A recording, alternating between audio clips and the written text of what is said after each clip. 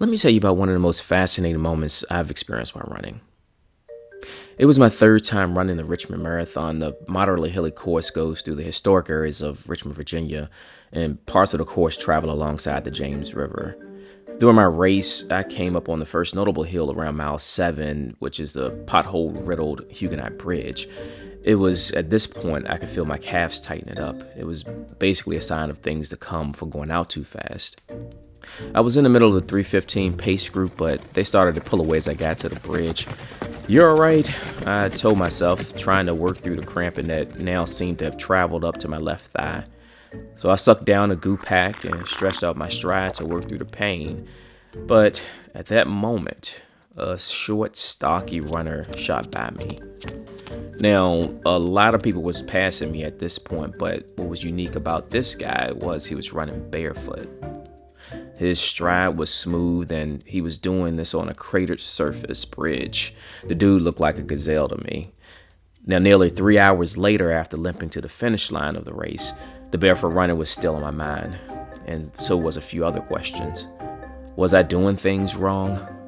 Should I try barefoot running? Is it right for me?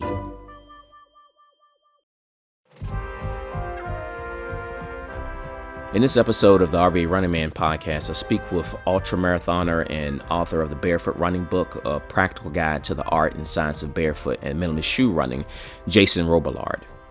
I also speak with Scott Douglas. Scott's a contributing writer for Runner's World. He's also the author and co-author of several running books, which includes Running is My Therapy, Made for Mortals, and Personal Best Running. Scott has run more than 120,000 miles in the past 4 decades.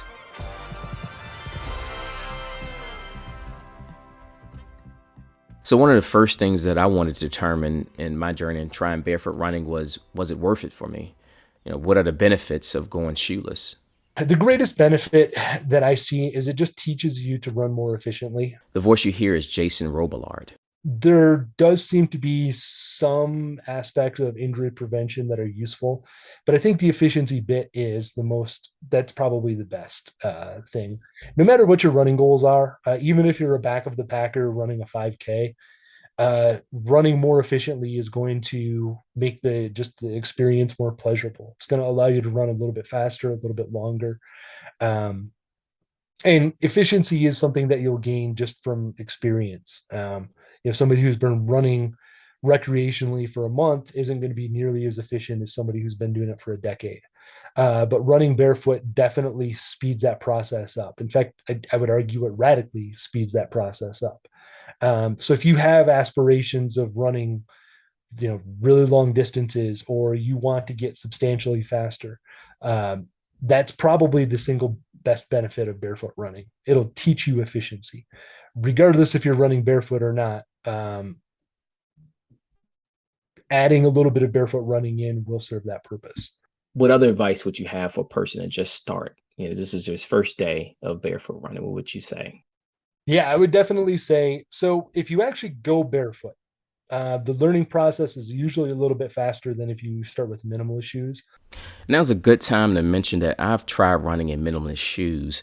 I ran a marathon in Vibram Five Fingers, which is what I count as my first experience of running barefoot. But based on the contents of this interview, my training is a lesson of what not to do. I didn't adjust my mileage. I didn't ease into it. It was like ripping off a Band-Aid. So spoiler alert, my experience is not what I classify as a successful one. A lot of people are scared to take that jump, but the actual feedback that you get from the ground on your bare skin is phenomenal for teaching you how to run correctly. So basically, if you do it wrong, it hurts. So that margin of error, a good way to think about it is barefoot running forces you to have good form. Any protection Mm, you put on your feet is going to reduce that feedback, and it's going to allow for a greater margin of error of sloppiness in your form. The more cushioning and the more shoe you have underfoot, the greater the margin of error you can have in having bad running form. So mm, actually starting off barefoot would be that would be my recommendation. The first recommendation. The second one would be take it slow. Start mm. with like a painfully short distance, like a quarter mile. Okay. Uh, and don't increase more than about 10% of that per every run you do after that. Like you'll get to a point where like, okay, things are starting to click. This feels good. Then you can start pushing the distance. You can start pushing speed, but go slow, both distance wise and speed wise. Keep your pace at a slow pace. And then as far as the actual technique, if you so it was the Barefoot Running Book that you had read. Hmm. So that book pretty much took all of the like everything I'd learned about barefoot running and packed it into a book. Hmm. When I first started teaching barefoot running, I tried to cover all of that. And over time, I realized that there was a lot of it's kind of a complexity effect where the more complexity you add, the more people think about something, the more difficult it becomes. And Hmm. barefoot running is like stupidly simple. By the time I finished um, teaching people how to run in the clinics that I was doing for Merrill, Hmm. really had like two. I would tell people two things: take shorter, faster steps, and try to land with your foot flat on the ground. Okay. Uh, Use the term pancake flat, and those were the only two cues that I would give. Like, okay, do this, go out and run, and then just watch them run. And people would learn good running form on their own with just those two cues, usually within a matter of minutes. I was like, oh man, wasted all this time. I'd spend months teaching people how to run and work on this and work on this and focus on this and focus on that. It's like, nah, it's actually super simple. Take your shoes off, take shorter, faster steps, then their feet flat on the ground. While researching for this episode, one thing that I discovered that took me by surprise was just how passionate some of the barefoot enthusiasts were. There are factions and forums that you can find online of barefoot and minimalist enthusiasts that are classified in one of a few categories. The main two categories are barefoot and minimalist shoes. In Jason's book, he breaks down the barefoot movement factions into three groups. The first is the barefoot purists. These are runners who run exclusively barefoot. This group believes that shoes will interfere with the body's ability to run effectively. The second group is shoes as a tool. These individuals will accept the use of wearing minimalist shoes occasionally, and that's basically due to weather or other circumstances. The third group is the minimalist shoe group. These individuals primarily run in minimalist shoes. When I started, minimalist shoes weren't a thing. Um, in fact, the first minimalist shoes that I used were like beach shoes, like those aqua socks, sometimes they're referred to as. Hmm. They're like a neoprene shoe with like upper with like a rubber sole. They're basically slippers, like water resistant slippers that you'd wear to the beach, Hmm. so you don't step on stuff. Those were the first minimalist shoes that I ran in, and they would last, I don't know, 50 to 100 miles, and they'd fall apart. But they buy them for like $10 at Walmart or something like that. Okay. So when I first started, that minimalist shoes really weren't a thing. Um, After those developed, I definitely became the shoes as tools kind of person. As I started venturing into mountain ultra marathons, I became much more of a minimalist shoe advocate, just Okay. because I realized the limitations of barefoot running. Early on, some of the hardcore barefoot people made the claim that you could run barefoot anywhere. Hmm. All those people lived in either warm climates like Southern California, or they would run like around their neighborhood. So that, just sidewalks in suburbia. Right. There weren't a lot of people that were actually pushing the boundaries of trying to run on legitimately difficult trails or running in the winter or, extreme heat or anything like that. Okay. So, uh, yeah, I was definitely in the middle or in the minimalist shoe camp later on. In the very early days, I treated barefoot running itself as a tool. It was just something that was helping me learn to run better and help hopefully make me less prone to injury. Hmm. Um, Once I kind of graduated from that phase, I was a pretty hardcore barefoot minimalist, or I'm sorry, barefoot advocate for a while, Okay. almost embarrassingly so. Okay. It's a I still have a lot of good friends in that world, but they're pretty fanatical about shoes being a bad thing, Okay. to the point where some of the more fanatical barefoot advocates will make the claim that shoes are a grand conspiracy you know, put money in the pocket of podiatrists because of injuries, which is, obviously a little bit absurd. But Yeah. so I've went through different phases, I guess, during my barefoot experiences. So, have you ever tried barefoot running? Yes, I have. And one thing I think is important for people to understand is that barefoot running was not invented, by the author of the book Born to Run.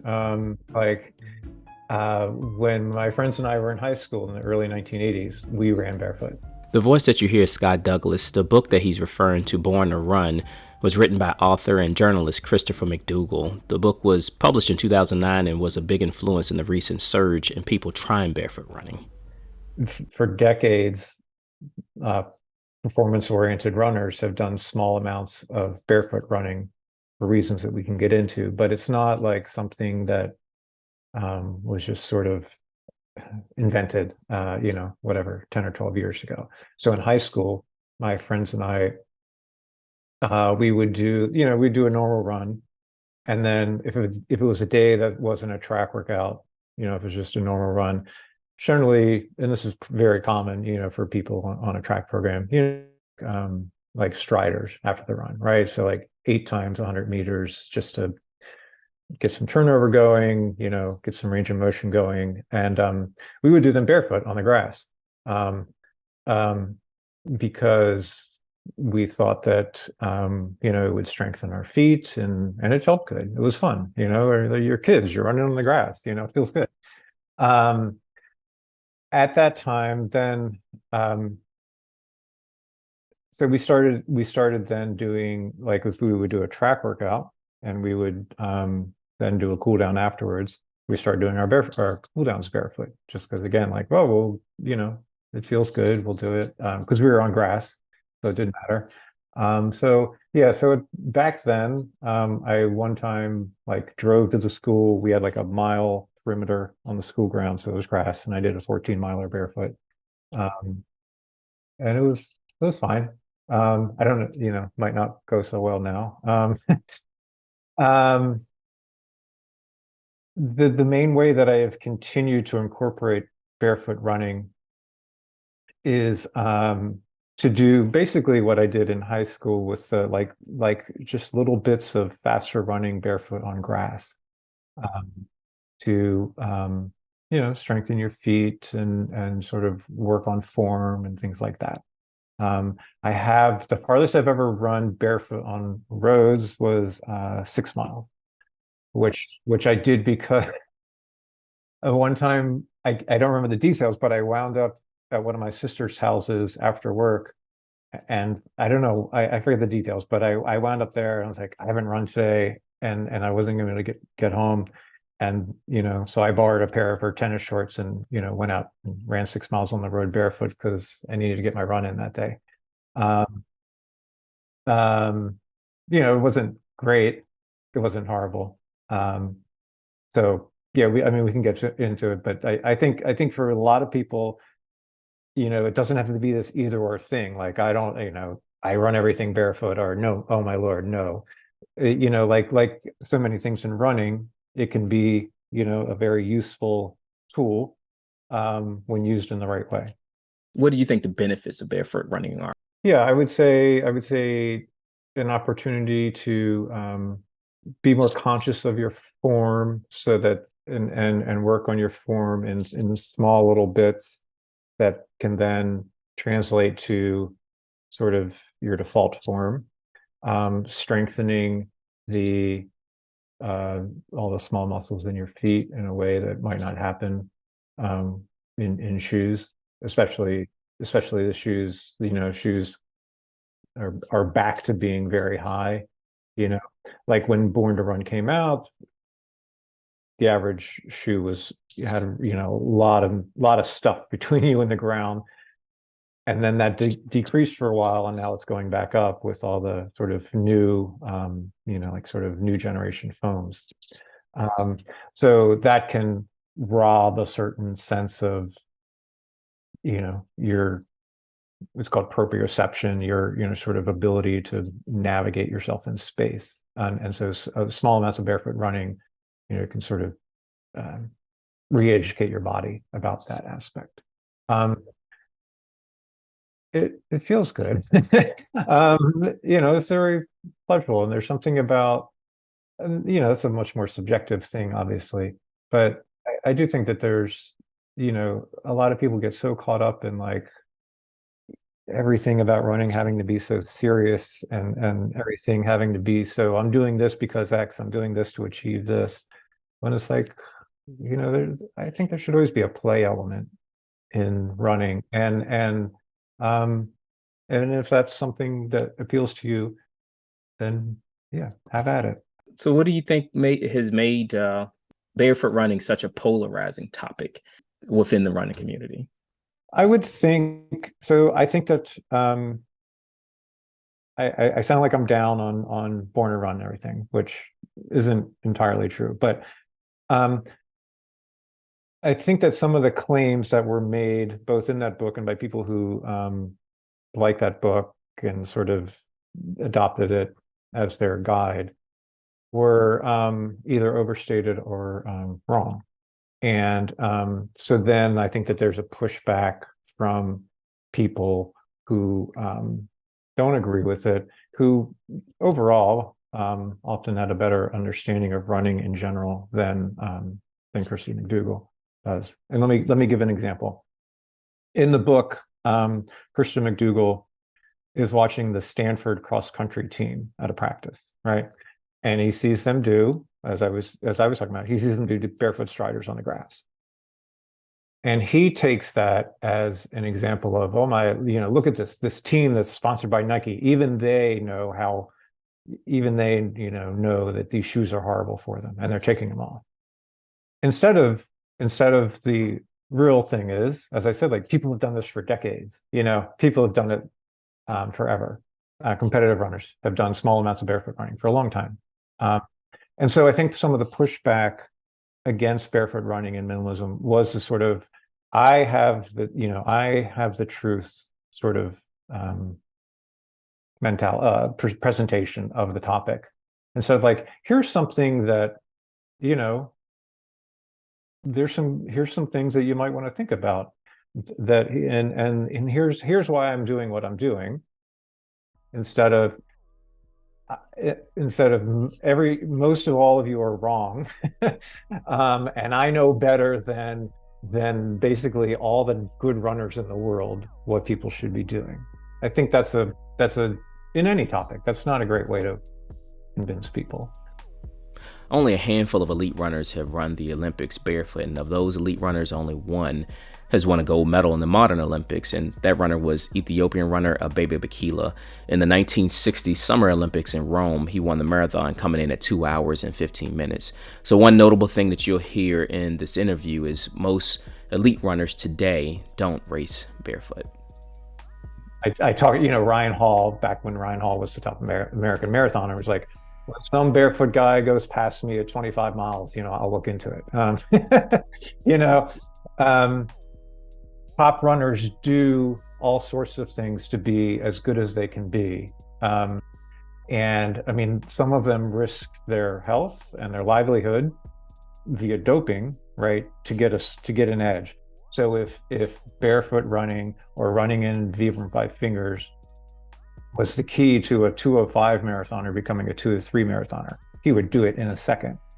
And the fact that none do should be evidence to most of us that these people have every incentive to optimize every fraction of percent of their performance, aren't doing something that maybe it's not, the most important thing for the rest of us to do. So it's a long answer, but I think a lot of the pushback came from sort of a perceived arrogance on some of the proponents of barefoot and minimalist running in its extreme form, that didn't take into account sort of a greater knowledge base of running. According to market research site Statista, athletic footwear revenues worldwide for 2023 is at $52.98 billion, and the market is expected to grow another 4.15% over the next 5 years.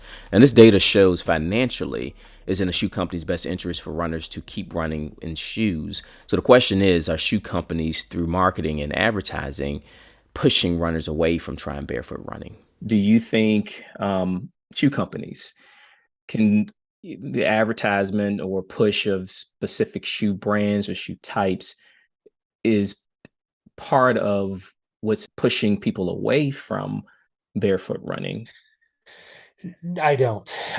So I've had the good fortune of being able to work with shoe companies. Back in the day, I worked with Merrell for a while. Traveled around the country, did some quite a few running clinics, basically teaching people how to run in minimalist shoes and run barefoot to promote their line of shoes. And that gave me the opportunity to meet a lot of shoe designers for Merrell and for other companies.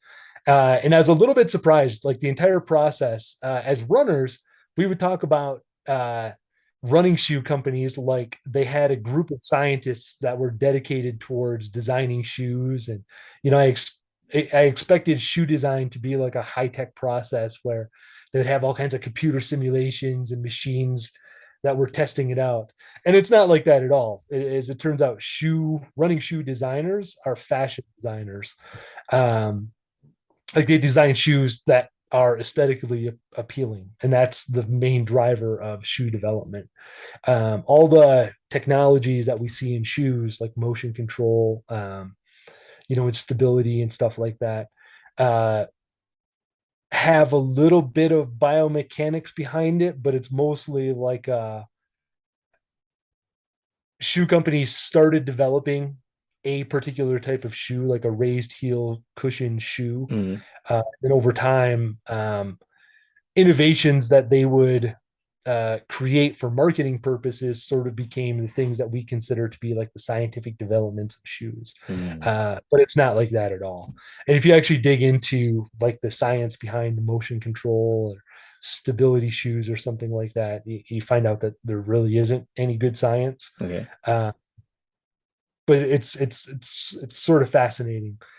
Having said all of that, I think shoe companies do play a role in limiting the appeal of barefoot running, Mhm. but I don't think that's necessarily a bad thing. And that would kind of fit in with the idea that shoes are tools that allow us to run faster, farther, or in places that we couldn't run if we were barefoot. Certainly, shoe companies, if everybody started running barefoot, it's not in the shoe company's interest. At the same time, and we've been talking barefoot, that sort of goes hand in hand with sort of minimalist shoes, right? And 10 years ago, 12 years ago, the shoe companies were more than happy to make very minimalist shoes, so once they saw the success of like a Vibram's Five Finger, every major shoe company started putting out their their version of very minimalist shoes. They're very happy to accommodate whatever runners wanted to buy. So what do you think is most misunderstood about barefoot running? I don't know, because most of the stereotypes are pretty accurate. It's Okay. probably one of the biggest misconceptions is everybody who runs barefoot does it for attention, which certainly it does. It always draws attention. And I found that the majority of barefoot runners don't shy away from that attention. It's one of the reasons I did it originally. I was like, oh, yeah, this is kind of cool. They're like, you do it to stand out. But most people who do run barefoot, legitimately enjoy the experience. It adds an entirely different sensory experience to running that you don't get any other way, even wearing minimalist shoes. To try to motivate myself to get back into the running world and start ramping up my mileage, I did some barefoot running, which right now this time of year in Colorado it was pretty cold. Usually it would be before work in the dark. It would be below freezing, not super cold, like maybe mid 20s or so. And going out and just doing a quarter mile to half mile run up and down my street barefoot. just to get that tactile sensation. And it really is. It's in that case, it wasn't always entirely pleasant, but it just adds an entirely different experience to running that especially once you start developing some desensitization to the feeling, like Mhm. the discomfort of feeling the ground under your foot. It actually is a really appealing thing, and almost all barefoot runners, that's the reason they continue to do it. It feels good. You did a little bit later than high school. What pitfalls did you have as a I want to say on again, off again barefoot runner, but what pitfalls did you run into? Yeah. Well, I mean, two related things. One is you have to be constantly, oh, if we're talking real barefoot, you have to be just aware of every single step where your foot's going.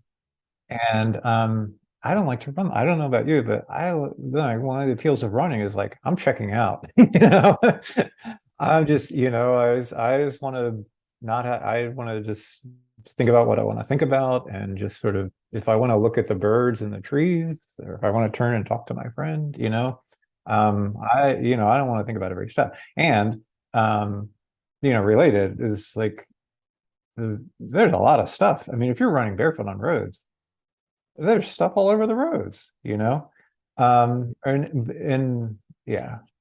So that I think was another sort of reason that maybe that, sort of that the white hotness of it sort of receded a bit is that, I don't know, when you ran in your Vibrams, like, I don't know. My experience running in Vibrams was it was like I don't like I tried some trail runs in my Vibrams. I was like I won't have to look at the ground every single step or like constantly adjust because there's a root coming up, sort of thing. That to me was the biggest thing. There was a guy, not where I live now, but in my where I lived a couple years ago, who he's a dedicated road barefoot runner, and we'd see each other most mornings, and he'd be out in the middle of the road because that's there's going to be the least amount of glass and all that sort of stuff there. But then anytime a car was coming, then you scoot over to the side of the road, took his steps more carefully. Then you go back to the middle of the road. And I just thought, boy, that's to me the sacrifice of losing that element of carefreeness wasn't worth whatever the benefits might be in that setting. So that's why any barefoot running I do, it's like sort of like on a field. Like a great way that people can incorporate in is like if you're doing a track workout, and I've seen top runners do this, to do a track workout, and then instead of just going and doing your mile or 2 mile or 3 mile cool down, out on the roads, we do it on the inside of the track barefoot. What do you think is most misunderstood about barefoot running? That it should be an either or thing. So that it has to be an either or thing. Like a thing that we talk about a lot, that you'll hear a lot is like, running shoes are tools and like use the right tool for the right job, right? So a shoe that might be great for doing short, fast intervals on the track probably isn't the best tool for doing a road marathon, right? And a shoe for running on rocky trails, which is the right tool for that, isn't the best for running a road 10K.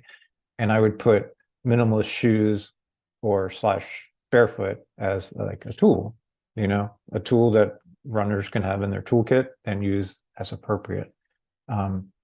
Instead of, like I do all my runs barefoot. Anybody who runs barefoot, even a mile a week is an idiot. Like this sort of that's a misunderstanding, I think. The things have to be either or. And going back to Born to Run, I do know it's a major surge in people trying barefoot running after the book came out. Do you think barefoot running became more of a novelty in the U.S. at that time than, I guess, quote unquote, a movement for people in the running community? I think it was I would at the time have called it a movement because it wasn't just like, well, I do everything like I normally do, but I also run. in nothing or almost nothing. There are so many people who read the book and became runners because of it, and so I may, although I have some obviously strong opinions about the content of the book, I mean, anything that if even a small fraction of those people are still runners today in whatever form, that's fantastic. That's more than I've ever done in terms of getting people into the sport. So kudos to Christian McDougall for writing a book that inspired people to like take up this sport. Yeah, there was sort of a movement aspect to it, because it wasn't just, oh yeah, just do everything like you'd been doing, but don't wear shoes. There was a certain mindset. It was more of a get out in nature type thing. More, it wasn't like, here's how to run your fastest road 5K, right? It was more, people were doing ultras and trail races and stuff as part of, it seemed to be that this ethos of a more natural way overall. And that's great. I mean, because I think that that's great in itself. And I think that anything aside from getting people into running, but anything that encourages people to explore different parts of running is great, because there's infinite ways of being a runner, right? And not everybody has to run a marathon, not everybody has to do 5Ks or whatever, and so if it encourages people, I think that movement encouraged people to explore other parts of running, and that was very, very valuable. What would you say to the people that are skeptical, that think that barefoot running is just a fad, just something that has become popular through social media, that people are into it now, but there's no real benefit from it? Some of us have proven that wrong by what we've managed to be able to do as far as like actual running accomplishments. But actually, so I went through periods of time where I would argue incessantly with the skeptics, and I just like to argue. It's kind of a personality thing, but anybody who knows me online knows that I like to argue about stuff, and barefoot running was one of my favorites. But over time, I think the skeptics actually have really good points. A lot of the information that comes out of the barefoot running community, I don't know that it's necessarily disingenuous, but it discounts what the skeptics are clearly observing, because barefoot running isn't for everyone. It's not some sort of magical panacea that's going to turn everybody into great runners. It's just a tool. It's a tool that can be used for running. Then I'll still occasionally on Facebook or whatever find somebody who will say, barefoot running is just a fad. And I'll argue with them for a little bit, but they actually do make some pretty good points as far as it's not this magical cure-all that it's sometimes presented by the barefoot running advocates. Having said that, there are enough people that have been doing it long enough where it's shown to be a pretty valid thing. You can run some pretty shockingly long distances barefoot. I personally have run some some races that I've been able to run barefoot that I never would have imagined you could run barefoot before actually attempting them. But ultimately, I personally have helped enough people improve their running form through barefoot running, in my mind, to give it ample validity as far as like a legitimate training method. Having said that, I do like to add the qualifier. If you don't have any problems with your running form and you're not having any issues, your running form is efficient as it is, going barefoot's probably not going to improve things. It's probably going to set you back a little bit in training.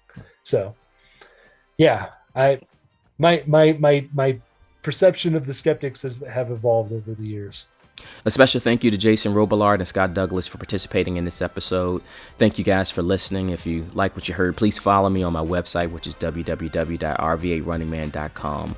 Until next week, you all be safe on the roads and trails. Talk to you later. Peace.